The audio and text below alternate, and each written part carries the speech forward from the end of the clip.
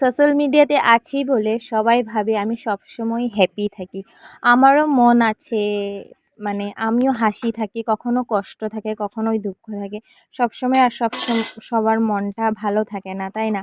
কিন্তু অনেক মানে নিজের মানুষরাই ভাবে আমি সবসময় মনে হয় ভালো থাকি, আমার হ্যাপিনেস থাকে। দেখো, এই প্ল্যাটফর্মে তুমি কান্না দেখালে লোকে হাসবে, তাই না? তো কান্না দেখাই না, কান্নাটা লুকিয়ে রেখে হাসিটাই দেখাই তোমাদের সাথে।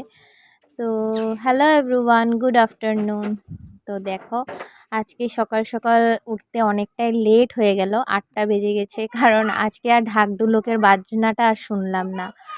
আজকে তো পূজা শেষ, মনটা খুবই খারাপ লাগছিল, কিন্তু খারাপ লাগলেও কি করব। আরও দেখো, সকাল সকাল উঠে সমস্ত কাজ করছি। প্রথমে বাসি বাসনটা বাইরে রেখে তারপর বাসি চুলাটা মুছলাম, এটা আমার রোজ দিনেরই কাজ। তারপর ঘর দুয়ারটা ঝাড়ু মেরে তারপর বাসনটা ধুয়ে ঘরে এনে রেখে দেবো। আর আজকে আমি এই কথাটা কেনই বা বললাম, তো অনেকে ভাবে আমি অনেকে খুশি থাকি আর কি।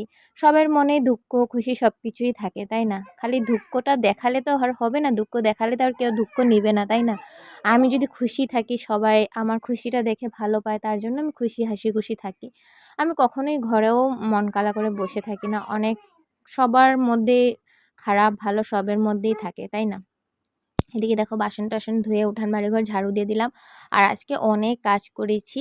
আজকে দেখো, এই কলের পাড়টা অনেকটাই নোংরা হয়ে গেছে, কারণ পূজার জন্য অনেক দিন থেকে সাফা করতেছিলাম না। আর আমার মেয়ে যেহেতু কলের পাড়ে একদম যেতেই থাকে, সারাটা দিন কলের পাড়েই থাকে, তো আজকে ভাবলাম একটু কলের পাড়টা পরিষ্কার করে নিব। আর অনেক শ্যাওলা পড়ে গেছে, আর আমার ঘরে আমি ছাড়া আর কাজ করার কেউই নেই। আমার বর এগুলি ছোবেও না। হ্যাঁ, ইউজ করবে কিন্তু ছোবে না। তো নিজের কাজ নিজেরই করতে হবে, তার জন্য দেখো সমস্ত পরিষ্কার করে নিয়েছি।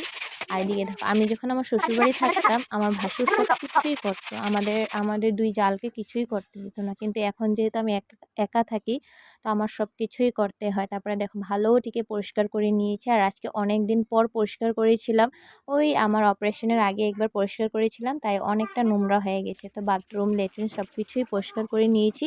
তারপর আজকে আমার মেয়ে পুজোটা দিয়ে দিয়েছে। তো মেয়ে ঘরের লক্ষ্মী, ঠিকই আমার কাজ দেখছে, তার জন্য ও কাজ করে নিয়েছে।